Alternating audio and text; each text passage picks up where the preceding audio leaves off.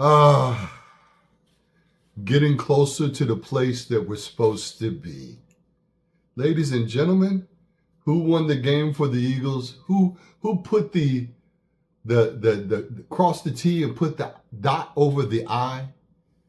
Saquon Barkley. I sat there and squinted my eyes and thought about what it'd be like if he was doing that still for us in a blue jersey. And the guy who stopped that, the guy who disrespected who he was for the team, for the organization, for the fans, for the world. There's people that live in Japan, in Germany for sure, after seeing the thing that happened with the Munich game and how people came out. They wear the number 26 for Saquon Barkley because he's an amazing player. Team captain, Joe Schoen got rid of him. Xavier McKinney, Joe Schoen got rid of him. And now look at us. Only thing that'll come out of this is what I want. To see Joe Schoen and Brian Daboll get a pink slip. For those of you that don't know what a pink slip is because you're too young to know it, that means you're fired. Take a long walk off a short pier, as they say in New York City. We don't need you anymore. Take a walk. You, sir, are a disgrace. And with each one of these wins, you're going to end up being in this very special football note that says, this was one of the worst decisions ever made by a GM in modern football history. That's where we're headed.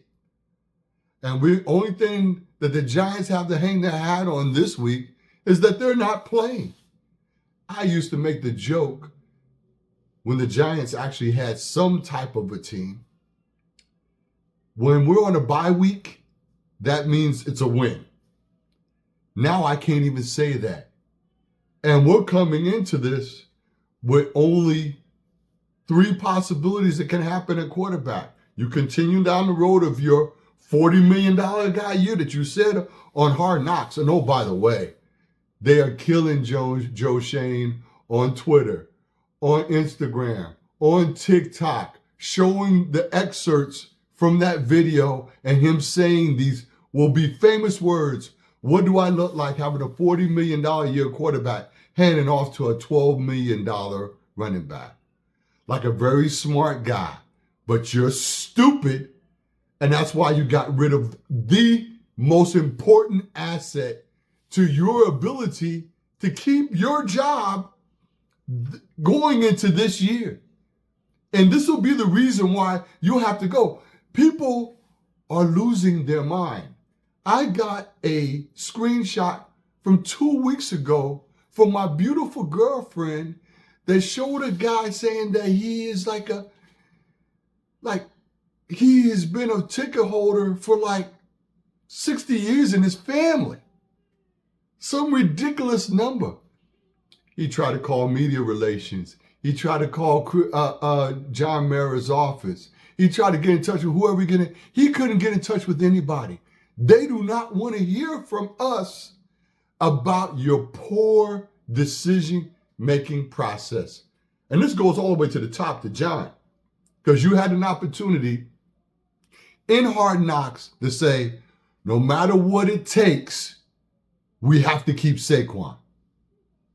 Give the man the money that he deserves. And we were supposed to give it to him last year, or the year before last, for that matter. He's been going through the bullshit with you for 2 years straight.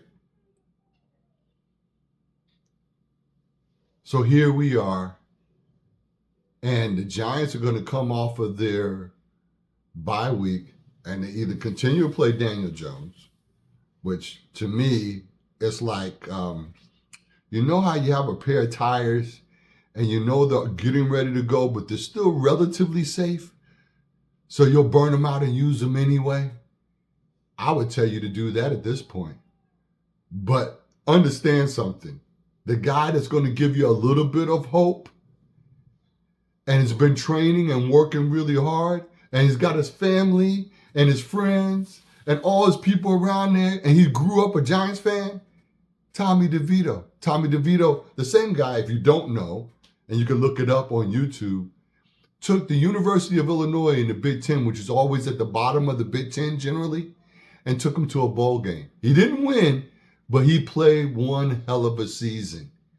The guy came in with his East Coast, New Jersey attitude, and there's some great videos of him with his team. He is a team guy, and he could be our new Jeff Hostetler. If definitely not for this year, but possibly for next year. I'd definitely be looking to keep him on the roster.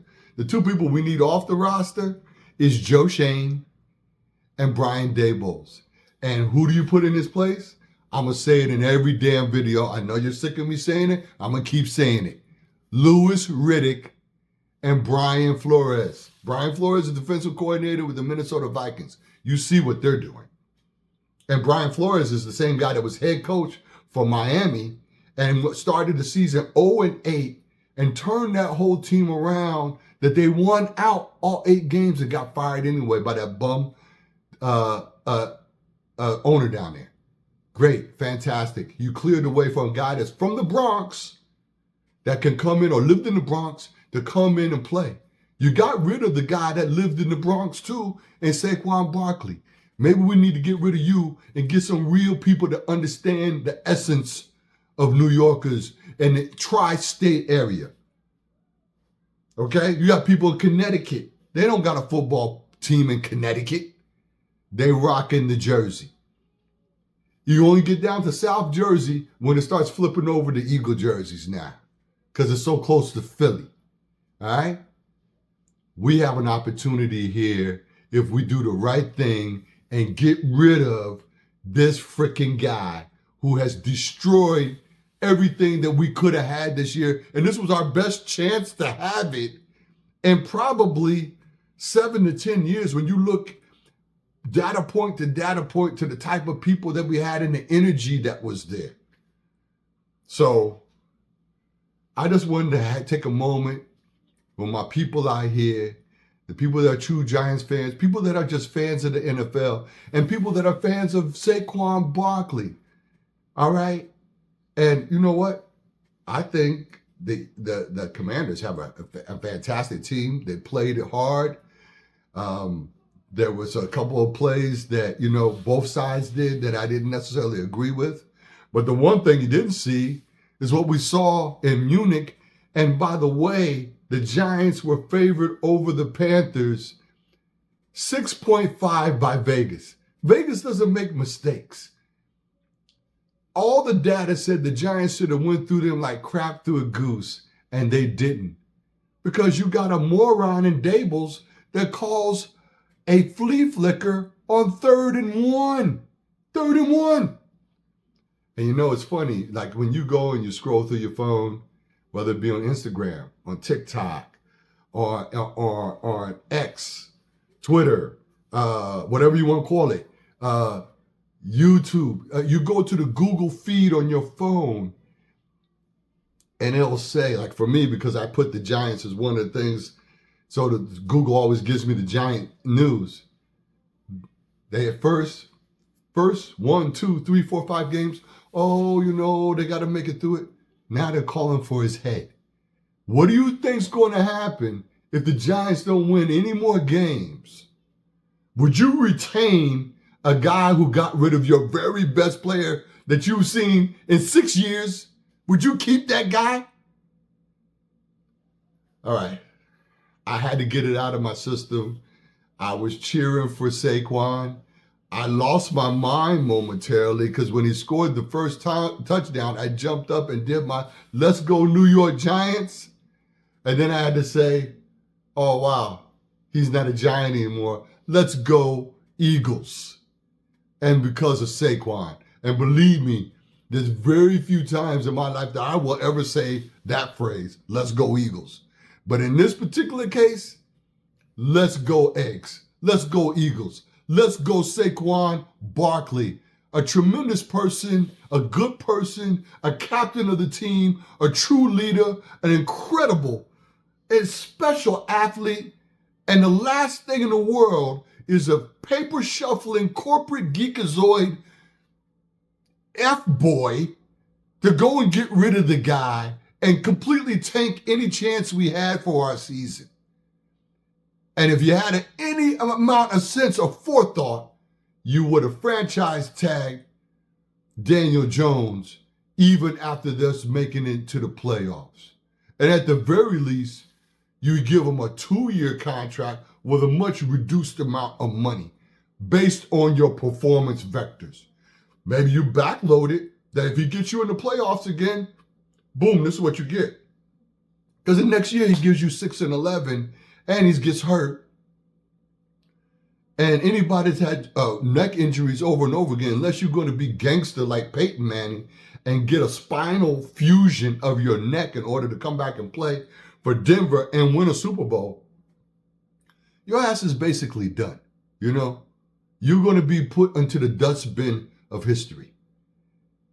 So I don't know how much more I can say about it that I have not already said, but I tell you, it is disgusting to sit here and have enjoyed Saquon Barkley so much as a player, as an individual, as a team guy, a guy that I just pray that if I can get what my dream wish is, to get rid of these two fucking clowns, give me Louis Riddick, give me Brian Flores, give me a chance to have the kind of joy of winning games that the Eagles and the Cowboys have been enjoying for the last decade.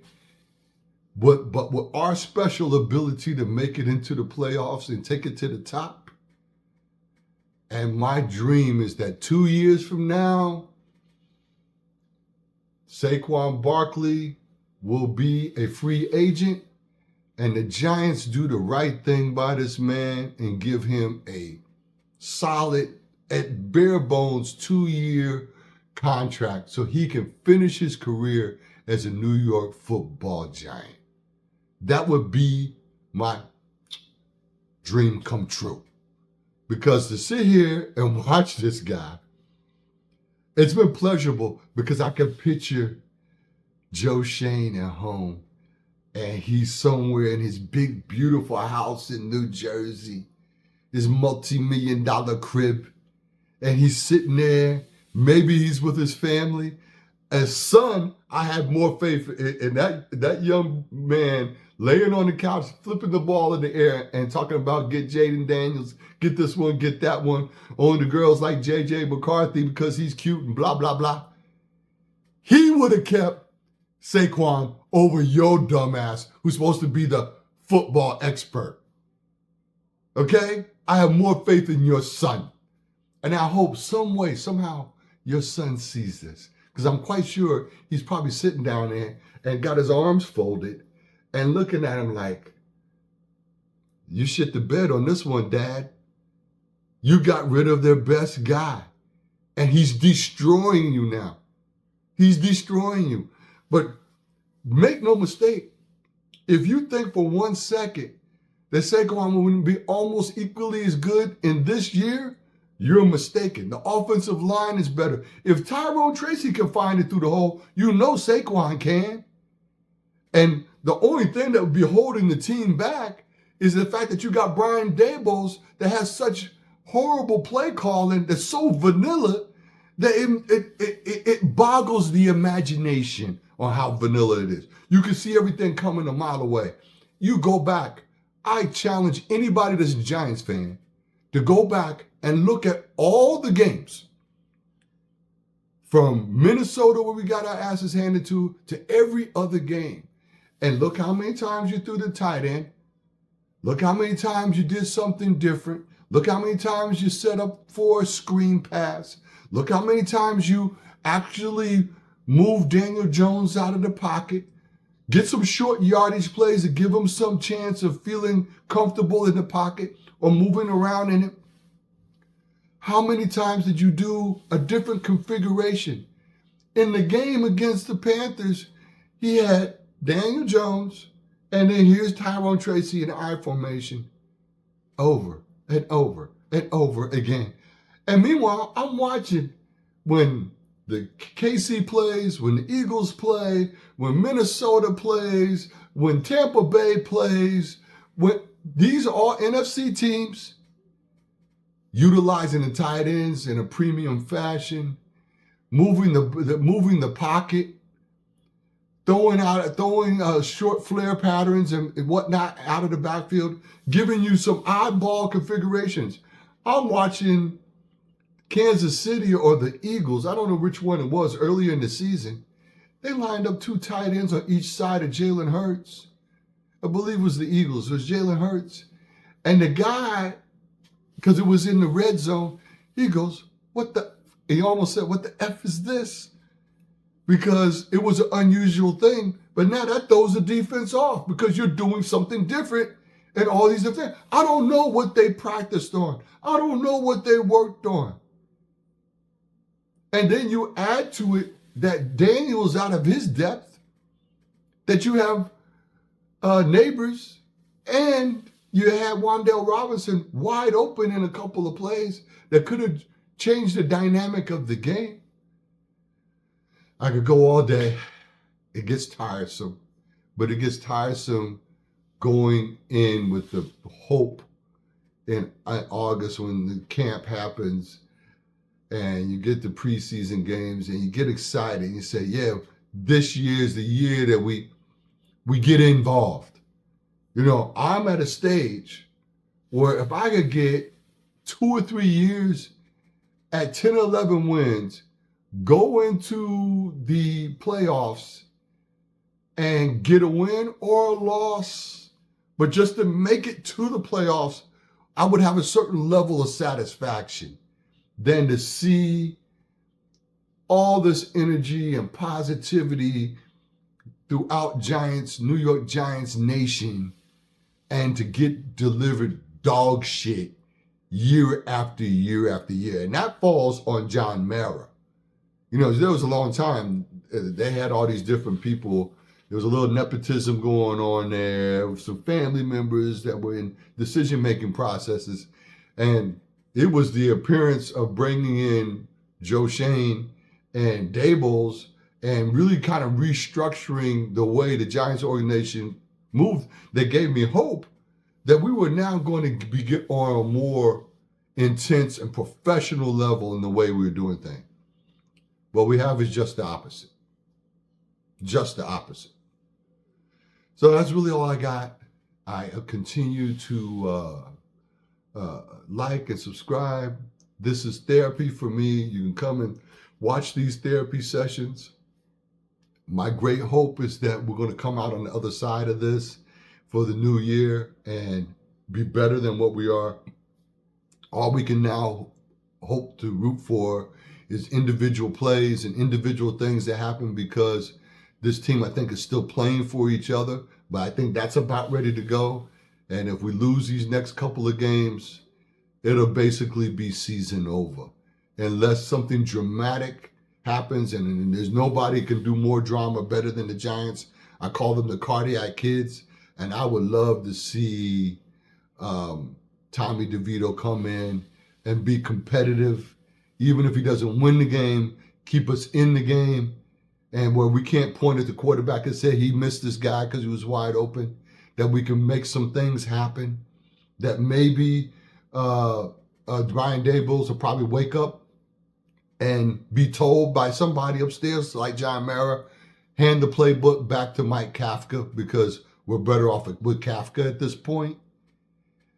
I don't want to lose out on draft picks, but the last thing, I absolutely positively disagree with tanking a season, of just laying down. But you can suck enough life out of the room where nobody wants to play that hard anyway. And we're right at the cusp of it if we're not already over the edge with the Panthers game. I think that's all I got for the moment. I look forward to talking to all of you again. At the end of the day, it's always the same thing. Let's go, New York Football Giants.